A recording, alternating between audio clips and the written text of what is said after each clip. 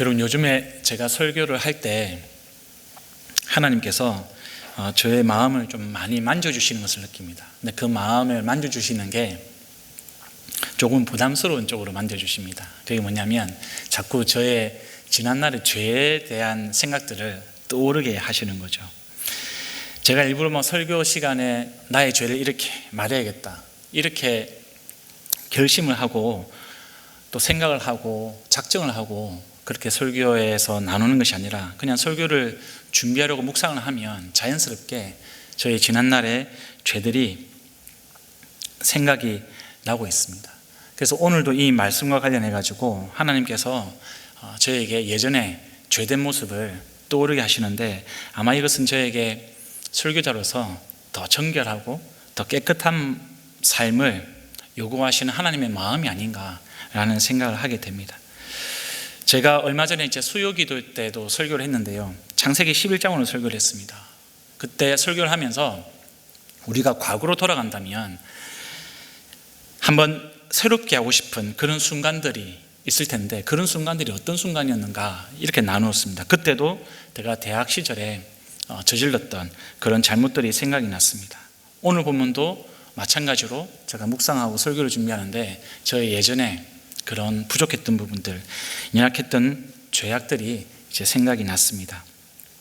정말 이러다가 하나님이 숨기고 싶은 저의 죄를 어디까지 이렇게 드러내실까 좀 부담이 되기도 하는데요, 성령 하나님께서 만져주시는 거니까 제가 순종하는 마음으로 여러분과 함께 이 말씀과 관련해서 좀 나누고자 합니다.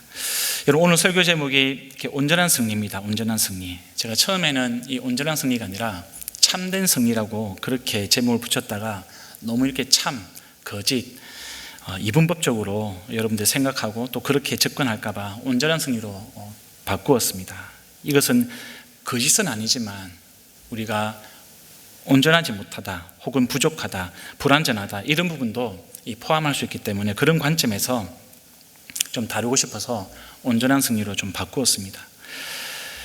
이렇게 제목을 바꾸고요, 제가 본문을 한참 묵상을 하는데 제가 말씀드렸던 저의 죄에 대해서 하나님께서 깨닫게 하셨습니다. 저는 대학을 바로 이렇게 고3에서 입학을 하지 못했습니다. 제가 여러 번 실패를 했는데요, 저는 삼수를 했습니다. 그리고 삼수를 했고 그것도 부족해서 반수를 더 했습니다. 근데 결국 제가 가고 싶은 대학에 가지를 못했습니다. 아마 여러분들 중에서 재수의 경험이 있으시고 또 삼수의 경험이 있으신 분들, 대학 입시에 실패한 경험이 있으신 분들은 아시겠지만 이 대학 입시에서 떨어지고 나면, 실패하면 참 사람이 좀 비참해집니다.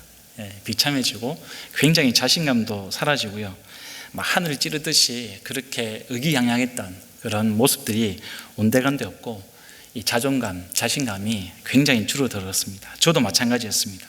이 가족들 사이에서도 한동안 이 말이 없는 거죠. 저희 부모님들도, 저희 어머니도 저에게 딱히 할 말이 없고 위로할 말도 없고, 그리고 제 친구들은 다 이게 대학에 합격해서 대학 생활을 하는데 공통분모가 없잖아요. 저는 학원에서 학원 생활을 하는데 친구들은 대학 생활을 이야기하니까, 그러다 보니까 친구들 만나는 것도 꺼리게 됩니다. 그래서 종종 인생의 회의를 느끼게 됩니다. 제 고향이 부산인데요, 부산에 가면 바닷가가 많이 있습니다. 그래서 바닷가를 가서 바다를 보면서 내 인생은 뭔가, 저렇게 파도 치는 저 자연을 보면서 인생에 대해서 회상하던 그런 시간도 있었습니다. 한 번 떨어져도 이런데요, 다시 실패를 하고 삼수를 하니까 더 이상 내려갈 바닥이 없더라고요. 더 이상 내려갈 바닥이. 정말 마음이 강제적으로 겸손해졌습니다. 제가 겸손해지려고 해서 겸손해진 것이 아니라 정말 강제적으로 겸손해질 수밖에 없습니다. 대학 시험 날짜가 다가옵니다. 수능 날짜가 다가오면 그냥 바람에 떨어지는 낙엽만 봐도 그 낙엽이 저인 것 같아가지고 눈물이 줄줄 흘렸던 그런 적도 있었습니다. 매일매일 하나님께 얼마나 간절하게 기도했는지 모르겠습니다. 기도를 하다가요, 어느 날은 제 마음속에 이런 결심이 생겼습니다. 하나님, 정말 제가 주님의 영광을 위해서 최선을 다하고 있습니다. 근데 이 결과는 제가 주님께 맡겨드립니다. 어느 대학을 보내시든지 하나님, 그 대학에 내가 합격만 하면 내가 입학하는 날 제가 그 학교 운동장 한가운데서 무릎을 꿇고 하나님 앞에 감사의 기도를 올려드리겠습니다. 이렇게 마음에 결심을 했습니다. 정말 애절하고 정말 순수한 마음이었습니다.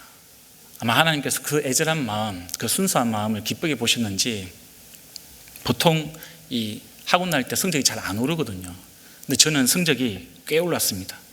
나중에 이 시험 결과를 들고 대학과 이제 과를 결정을 하는데 성적이 좀 여유가 있었습니다. 그래서 이 학원에서도 저를 이렇게 입학 사정을 할 때 굉장히 안정권으로 그렇게 예상을 했습니다. 근데 여러분, 제 자신에 대해서 제가 뒤늦게 깨달았습니다. 저는 시험을 칠 때 평소 실력을 100% 발휘하는 사람이 아니라 평소보다 70%, 80%밖에 발휘하지 못하는 그런 부류의 사람이라는 걸 제가 너무 뒤늦게 깨달았습니다. 제가 수능 점수를 들고, 저는 그때 당시에는 대학 본고사가 있었거든요. 본고사라고. 대학별고사가 따로 있었습니다. 그래서 제가 지원한 대학에 가서 시험을 치는데 그게 그렇게 안 되는 거예요. 결국 저는 1차에 제가 지망했던, 원했던 대학은 떨어지고 2차로 지원했던 대학에 입학을 하게 됐습니다. 자, 여러분, 그러면 제가 입학하던 날 그렇게 애절하게 기도할 때 결심했던 것을 제가 지켰을까요? 제가 만약에 지켰으면 그 은혜를 정말 여러분께 감사함으로 나눴을 텐데 부끄럽게도 저는 그렇게 하지 못했습니다. 저는 제 마음의 결심을 지키지를 못했습니다. 지금까지 지키지 못했습니다. 제가 학교를 입학했는데요, 감사한 마음보다는 불만이 더 컸습니다. 합격만 하면 그게 어느 대학이든지 제가 그 입학하는 날 학교 운동장에서 하나님께 감사 기도를 드리겠다, 이런 결심이 온데간데 없어졌습니다. 그 입시 결과를 제가 제 마음속으로 수용을 하지 못하는 거예요. 제 머릿속에는 딱 두 가지 생각이 들었습니다. 나는 이 정도 학교 올 사람이 아니야. 내 노력이 너무 아깝다. 내가 얼마나 인재인데, 얼마나 내가 주목받던 사람인데 내가 이 정도 학교에서 내가 멈추면 되겠는가. 두 번째입니다. 다시 도전하자. 다시 도전하자. 근데 여러분, 이 대한민국 남자들은 군대를 가야 됩니다. 이 군대 문제가 걸려가지고 제가 제 마음먹은 대로 잘 안 됐습니다. 근데 문제는 이 결과가 바뀌지 않았다, 이것이 문제가 아니라 저라는 인간이 변화되지 않는 것, 그것이 문제였습니다. 말씀드렸죠. 지금도 제가 그 문제를 해결하지 못한 상태로 지금 올라와 있습니다. 20년이 훌쩍 넘어서 30년이 다 되어갑니다. 30년이 다 되어가는데도 여전히 그때의 열등감, 그때의 이 억울한 마음, 그것이 제 마음속에 가라앉아 있습니다. 감사보다는 그때를 생각하면 불만, 아쉬움, 이것들이 여전히 제 마음속에 자리하고 있다는 것을 제가 발견을 합니다. 물론 감사하는 마음이 있죠. 근데 그 감사하는 마음이 와, 주님 정말 감사합니다, 이런 마음이 아니라 주님 감사하긴 하죠. 제가 대학 삼수하고 그 정도 해서 들어갔고 그 학교라도 감사하긴 합니다. 이런 태도, 이 정도의 태도, 이 정도의 감사, 이런 감사를 주님께 나타내는 제 자신이 얼마나 이중적인지 참 부끄럽기 짝이 없습니다. 근데 여러분, 하나님은 정말 저를 사랑하셔서 오랫동안 불신 가정에서요, 이 대학이라는 것을 통해서 하나님께서는 참 승리를 하시는데, 그게 어떤 방식이었냐면, 저는 오랫동안 불신 가정에서 있었습니다. 사단과의 그런 영적 전쟁을 치열하게 치르면서 살아왔는데, 대학을 딱 오니까 더 이상 저는 이 핍박받던 어머니의 그런 핍박을 받지 않아도 됐습니다. 저는 몰래 교회를 다녔었는데요, 더 이상 이 어머니의 눈을 피해서 교회를 다니지 않아도 되는, 정말 마음껏 신앙생활을 할 수 있는, 좋은 교회를 다닐 수 있는 그런 환경이 열렸습니다. 더 이상 어머니로부터 저는 교회 다닌다고 하나님만 믿는다고 그렇게 매맞지 않아도 되는 그런 환경이 열렸습니다. 대학을 오니까요, 정말 좋은 신앙의 동지들을 만나게 됐습니다. 기독교 동아리에서 신앙 훈련을 잘 받고 정말 제 인생에 선교의 비전을 발견을 했습니다. 무엇보다도 그 학교에서 지금의 제 아내를 만나가지고 알콩달콩 연애도 하고요, 믿음의 가정을 세울 수 있었습니다. 이렇게 하나님은 제가 생각하지 못했던, 그런 기대하지 않았던 그 이상으로 저에게 이 승리와 축복을 부어주셨습니다. 그런데도 여러분, 제가 저의 삼수 시절, 저의 입시 생활을 생각하면 꼬일 대로 꼬여있는 제 마음에 풀리지 않는 그런 심보가 있다는 것을 제가 여러분에게 고백할 수밖에 없습니다. 제 안에는 그 옛날 그 학벌에 대한 욕심, 그 야망, 그것이 쉽게 사라지지 않는 거예요.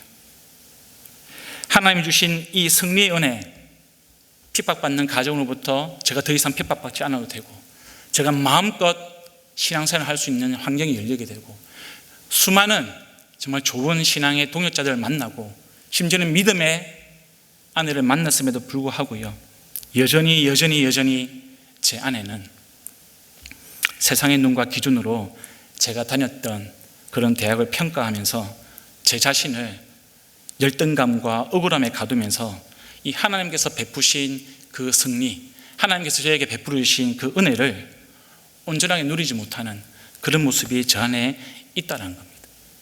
그 이유는 간단합니다, 여러분.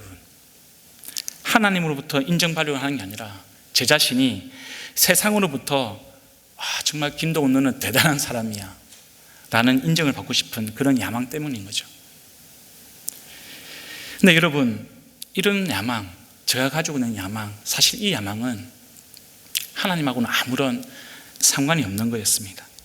우리는 보통 세상에서 인정받는 그런 대단한 위치, 그런 대단한 명예를 가지게 되면 하나님께 영광이 된다고 생각합니다. 여러분, 그 말, 그 생각이 영 틀린 것은 아닙니다. 하나님이 우리를 존귀하게 생각하기 때문에 우리가 또 노력을 기울이는 그 모든 것들을 하나님은 존귀하게 생각합니다. 우리가 정말 순수하게 노력하고요, 또 이루는 것들에 대해서 하나님은 인정을 해주시고 기본적으로 기뻐하십니다. 근데 여러분, 그런데 바꾸어 표현하면 하나님께서 우리가 이루고자 하는 것들이 그게 세상 사람들이 인정하는 것이기 때문에, 세상에서 높은 지위를 차지했기 때문에, 사람들이 우리에게 박수갈채를 막 보내주기 때문에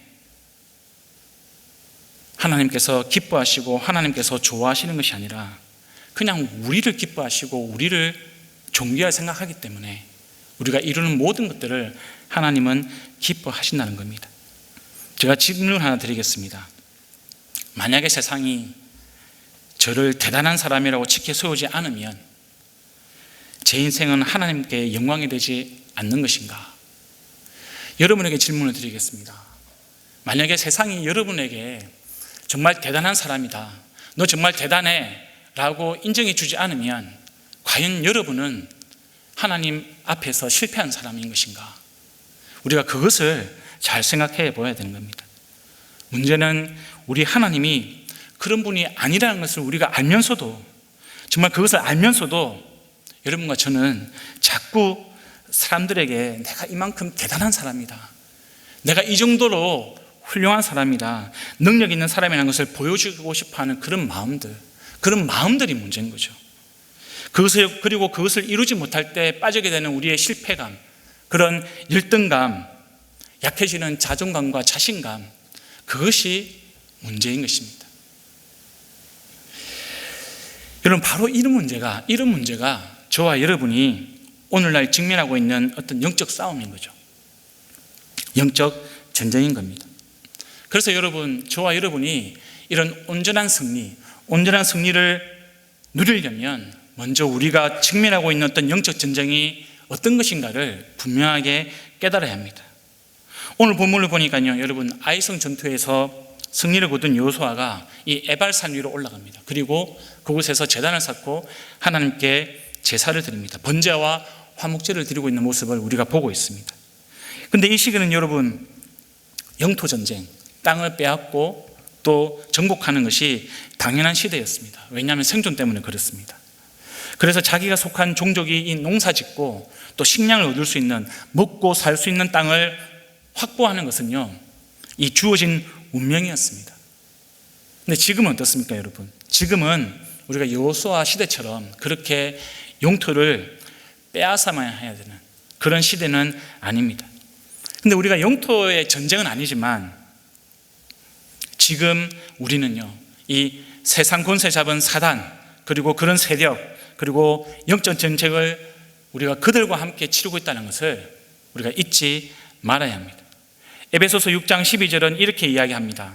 우리의 싸움은 인간의 적대자로 상대하는 것이 아니라 통치자들과 적대자들과 권세자들과 이 어두운 세계의 지배자들과 하늘에 있는 악한 영들을 상대하는 것입니다. 이렇게 기록을 하고 있습니다. 그러니까 여러분, 저와 여러분의 싸움은요, 사람을 상대로 싸우는 것이 아닙니다. 인간을 적대자로 생각하고 싸우는 싸움이 아닙니다. 통치자들, 권세자들, 어두운 세계의 지배자들, 하늘에 있는 악한 영들을 상대로 싸우고 있는 것입니다. 이것들이 우리들에게 요구하는 게 뭡니까, 여러분? 이것들이 우리들에게 요구하는 것은 자기들처럼 높아지라는 겁니다. 자기들한테 인정을 받으라는 겁니다. 세계를 지배하고요, 통치하는 자기들과 한패가 돼서 이 세상을 같이 다스리자, 이것을 우리에게 이야기하고 있습니다. 여러분, 이 유혹은 예수님께서 공생애를 시작하실 때 광야에서 금식하시면서 사단에게 받았던 시험입니다. 그 시험하고 조금 더 다르지 않습니다. 똑같은 유혹입니다. 근데 여러분, 왜 사단은 이런 유혹을 우리들에게 할까? 왜 이런 시험을 우리들에게 줄까? 사람들에게 먹히기 때문입니다. 저와 여러분에게 먹히기 때문입니다. 지금도 제가 그 시절, 그 오래된 열등감을 해결하지 못한 것 때문에 힘들어하는 것처럼 그것이 저와 여러분에게 먹히기 때문에 사단은 이런 전략을 쓰는 겁니다. 사람들에게 하나님 없이도 살아도, 예배 안 드리고 살아도 돈 없이는, 먹을 것이 없이는 살아갈 수 없다, 이런 생각들을 계속해서 심겨주는 거죠.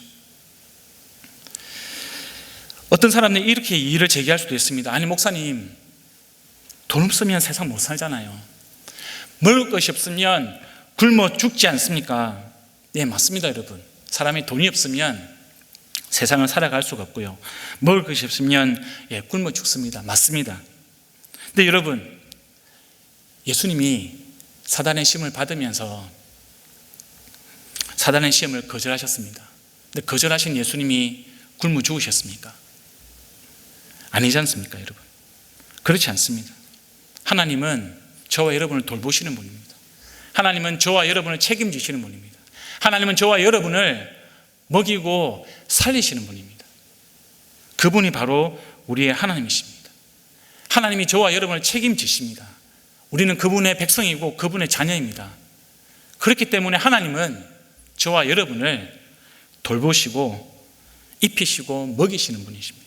진짜로 그렇습니다, 여러분. 시편 140편 12절입니다. 주님이 고난받는 사람을 변호해 주시고 가난한 사람에게 공의를 베푸시는 분임을 나는 알고 있습니다. 시편 146편 6절에서 9절입니다. 주님은 하늘과 땅과 바닷속에 속해 있는 모든 것을 지으셨으며 영원한 신을 지키시고 억눌린 사람을 위해 공의로 재판하시며 굶주린 사람에게 먹을 것을 주시며 감옥에 갇힌 죄수를 석방시켜 주시며 눈먼 사람에게 눈을 뜨게 하시고 낮은 곳에 있는 사람을 일으켜 세우시는 분이시다. 주님은 의인을 사랑하시고 나그네를 지켜주시고 고아와 과부를 도와주시지만 악인의 길은 멸망으로 이끄신다. 과부와 고아와 나그네를 돕는 분이시다. 이렇게 시편 기자는 기록을 하고 있습니다. 이것은 여러분, 우리에게 듣기 좋으라고 기록한 것이 아니고요, 진짜로 하나님이 그렇게 저와 여러분을 돌보신다는 것을 고백을 하는 겁니다. 그런데 여러분, 이 사단은 하여간 우리에게 이 굶어 죽지 않고 먹고 살려면 하나님이 아니라 자기를 의지해야 된다고 계속해서 이야기하는 거죠. 우리가 풍요롭게 떵떵거리면서 사는 것이 인생의 목적이라고 사단은 이야기를 한 겁니다. 그 목적을 달성을 하려면 자기 편이 되어야 됩니다.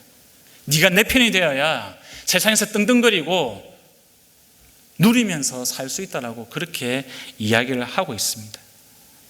그렇게 자기들 편에 서면 우리가 존귀해진다고 이야기합니다. 그렇게 자기들 편에 서면 사람들에게 박수를 받는다고 이야기합니다. 그렇게 자기들 편에 서면 하나님처럼 위대하게 될 것이라고 이야기를 하는 것이 사단의 전략입니다. 참 달콤하고 그럴싸하죠. 근데 여러분, 그것이 바로 저와 여러분이 싸워야 할 이 시대의 영적인 전쟁이라는 것을 잊지 마시길 바랍니다.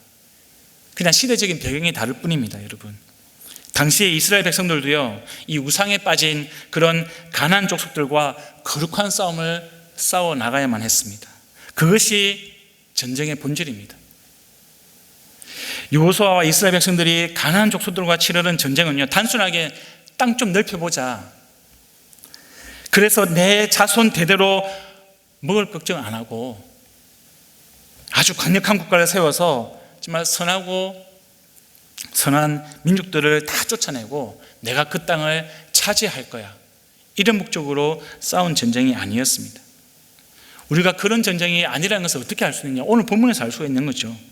본문에서 여호수아는요, 전쟁이 끝나고 나서 하나님께 제사를 드렸습니다. 그리고 말씀을 낭독했습니다. 근데 이것이 어떤 의미를 나타낸 걸까요? 지금 가나안 전쟁의 목적이요, 이 이스라엘 백성들이 천년 만년 잘 먹고 잘 살기 위해서, 땅 좀 얻기 위해서, 먹을 소산이 나는 비옥한 땅을 내 땅으로 만들기 위해서 침략한 것이 아니라는 것, 그것을 나타내고 있는 겁니다. 이 전쟁은 몇천 년 동안 이 하나님 자리에 자기들의 이 자리를 놓으면서 이 하나님의 자리에 인간이 차지하고 앉아가지고요, 우상숭배에 찌들대로 찌들어서 세상을 통치하고 지배하던 사단의 질서를 지금 하나님의 법으로 완전히 바꾸고 있는 겁니다. 그것이 가나안 전쟁의 목적입니다. 저와 여러분이 싸우는 전쟁도 마찬가지입니다.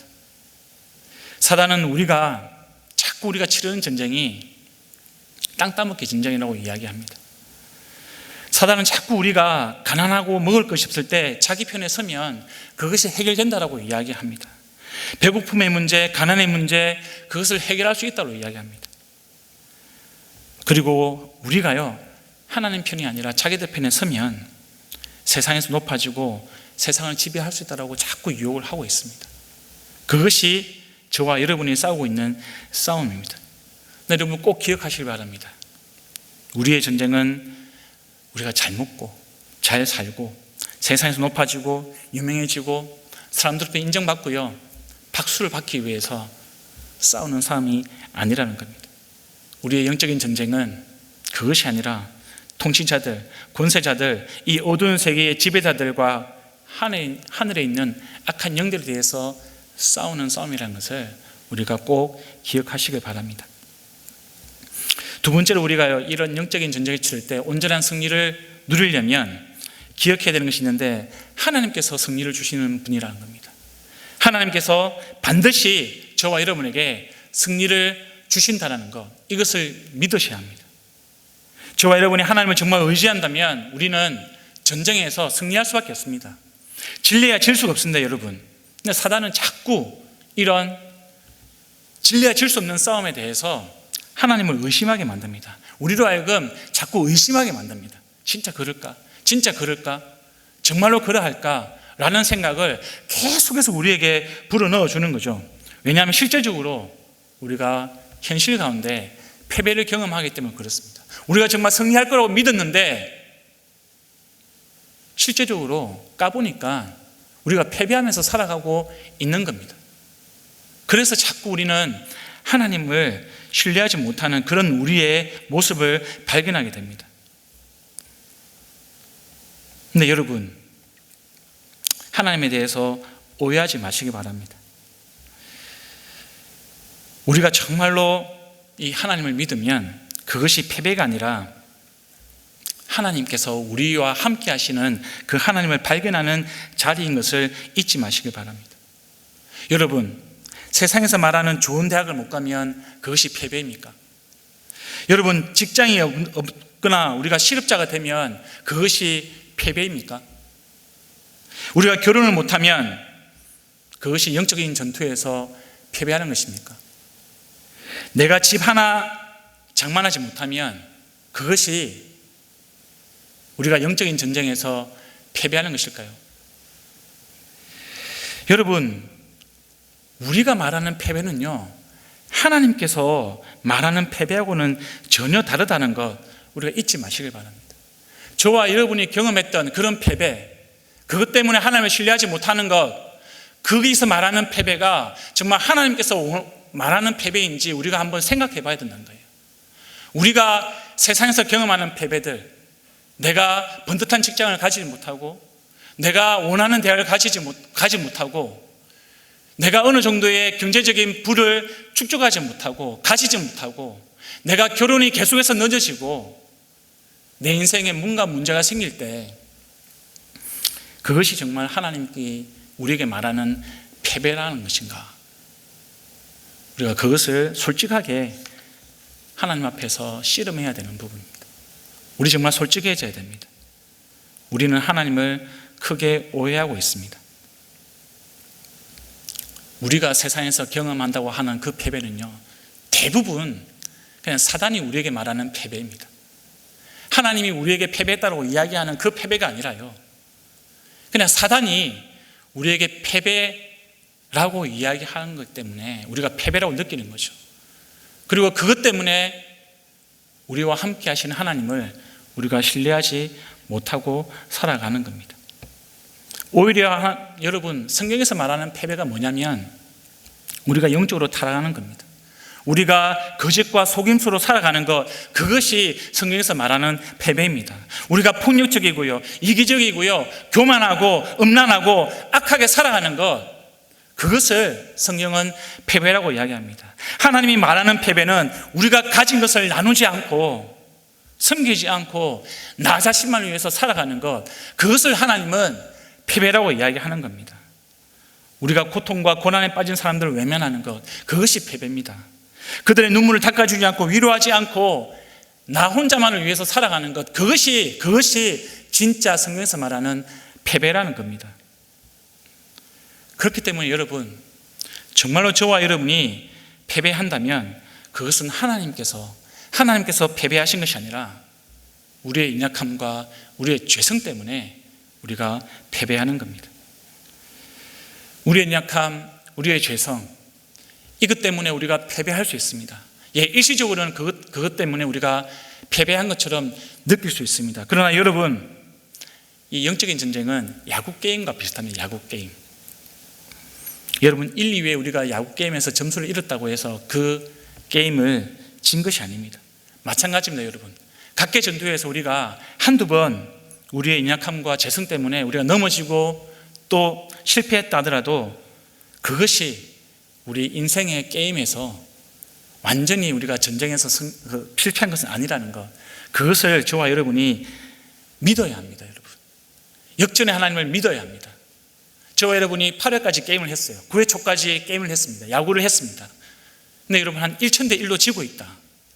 그럼 여러분, 9회 말에 하나님이 역전하실 것을 믿으십니까? 믿으셔야 합니다. 하나님은 승리의 하나님이십니다. 저와 여러분이 우리의 연약함 때문에, 우리의 죄성 때문에 넘어지고 엎어지고 그런다 할지라도 하나님이 9회 말에 역전시키십니다.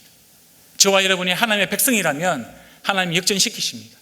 그러니까 여러분, 실패했다고 해서, 패배했다고 해서, 자꾸 넘어진다고 해서 좌절하거나 실망하지 마시길 바랍니다. 저와 여러분의 싸움은 하나님이 싸우시는 싸움입니다. 저와 여러분이 치르는 전쟁은요, 하나님이 치르는 전쟁입니다. 그 전쟁을 믿으셔야 합니다. 승리를 주시는 하나님을 믿으셔야 합니다.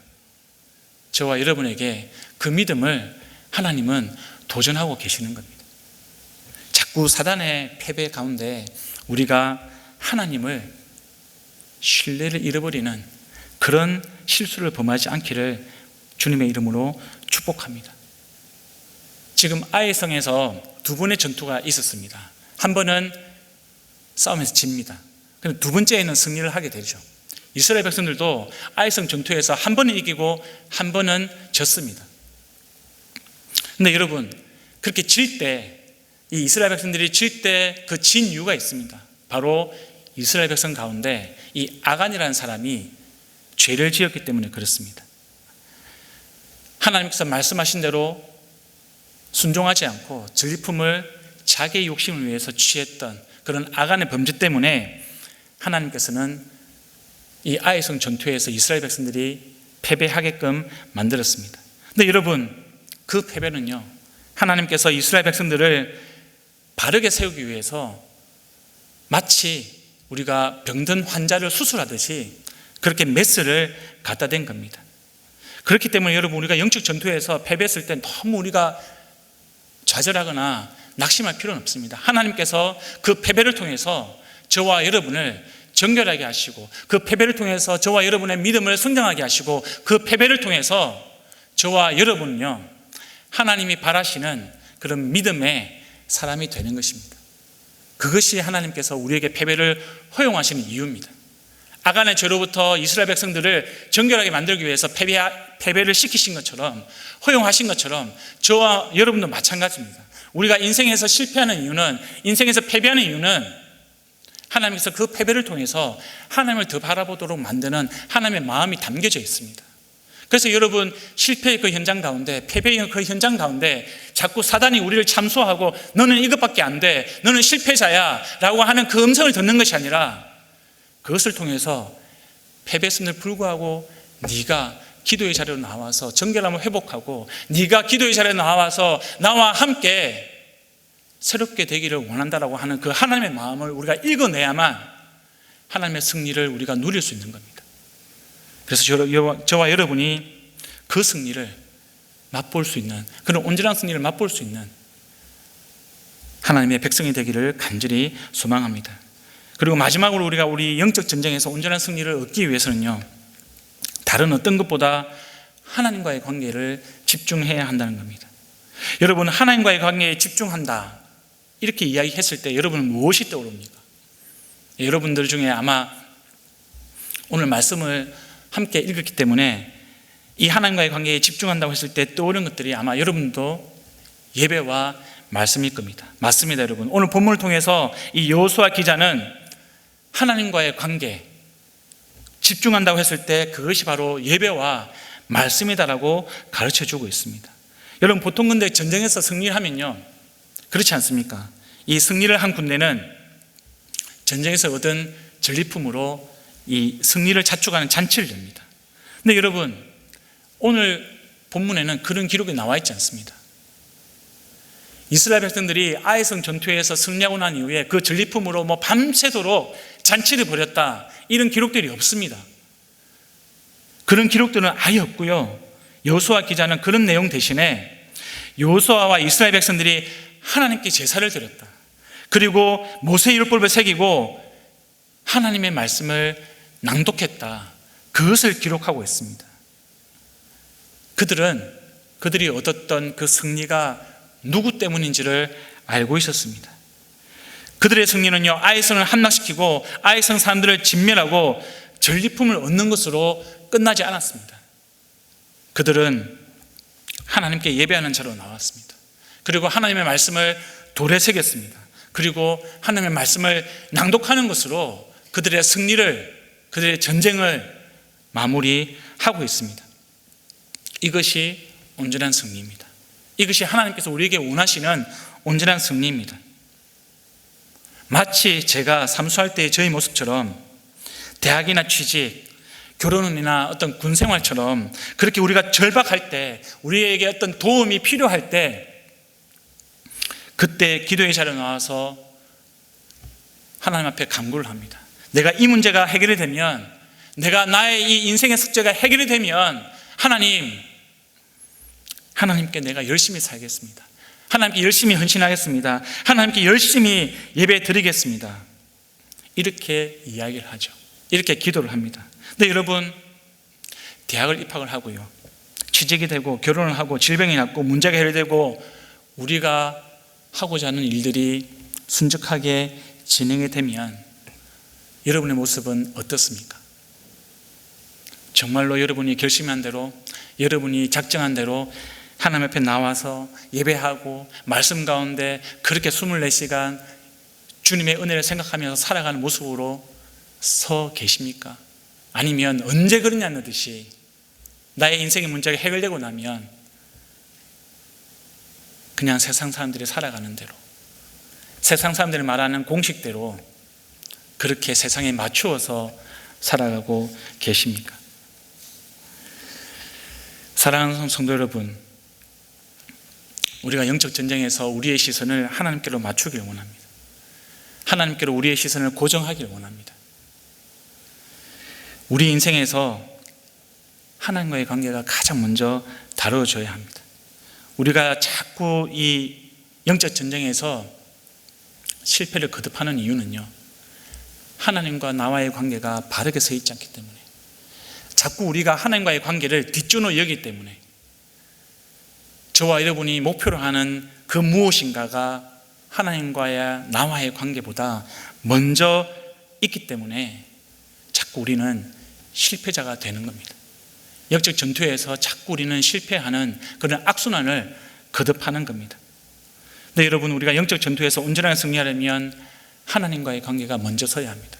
그리고 여호수아 기자는 그 방법으로 그 길이 무엇인지를 분명히 보여주고 있는데, 그것이 바로 예배와 그것이 바로 말씀이라고 우리에게 이야기를 해주고 있습니다.